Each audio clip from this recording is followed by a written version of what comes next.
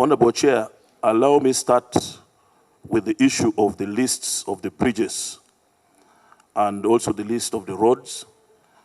Honorable Chair, I want to commit that I will submit all those lists before closure of business today. Then, Honorable Chair, the other issue that was raised was in respect to USMID transitioning to UCHMID, because there's another project which is coming up. So the USMID largely handled the major cities, infrastructure within the cities, Mbarara, Gulu, Lira, and also other municipalities, Kabale, Ntungamo. But this one here, I'm told, will handle the new municipalities and also some town councils. Honorable Chair, the issue of standard gauge railway was raised. This, when we had a discussion with the Kenyan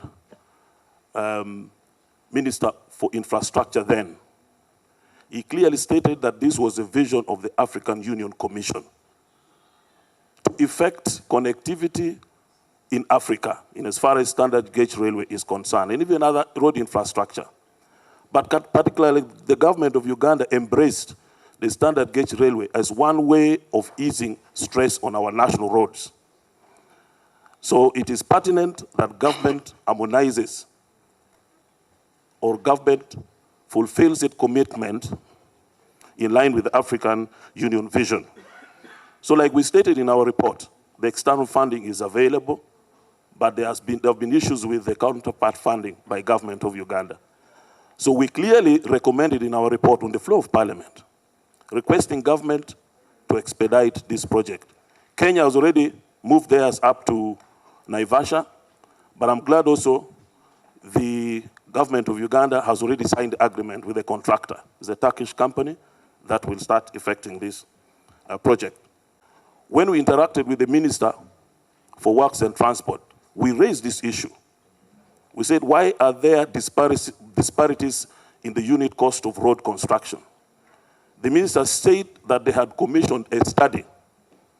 They've commissioned a study, and they are soon coming up with that study. And the study will clearly spell out the average cost of road construction in this country.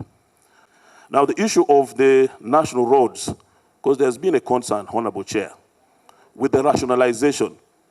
But at least we interacted with Ministry of Works.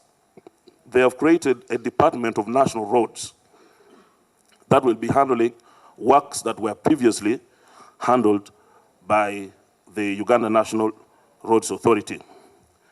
The issue of the ranchers, Honorable Chair, we are in agreement with the Budget Committee recommendations. We are going to make sure we make a follow-up and then also ask Ministry of Finance to make also clarifications on this. We promise also as a committee to avail the list of these ranchers to the committee. Now, Honorable Chair, the issue of equity is indeed pertinent. So I think we shall provide those lists to ensure that we gauge whether this has been taken into account.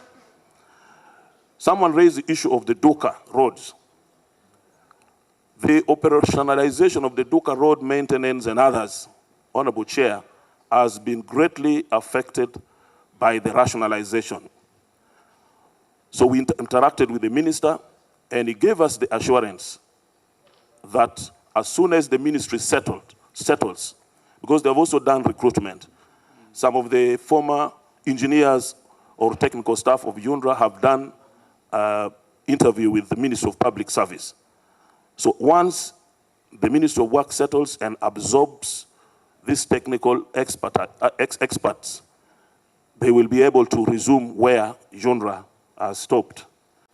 Semuju raised an issue of the Ginger Expressway, whether we indeed interacted with the minister. We did interact with the minister, and of course they said the external financing is available, but of course there are also issues with the counterpart funding. The issue of the project affected persons, Honorable Chair, you believe that this is one big elephant in the room and a very big obstacle to infrastructure development in this country.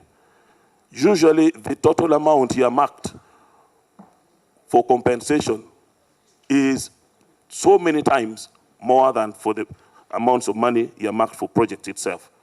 So this is an issue that we need to put our heads together, not only with the budget committee, but also with the Ministry of Finance, like you earlier on alluded to. I was in Isinjuru for infrastructure monitoring in the Ankole sub-region. Indeed, the road is deplorable. We also came up with our recommendations. We went to the Rwenzori, the Bunyoro sub-region.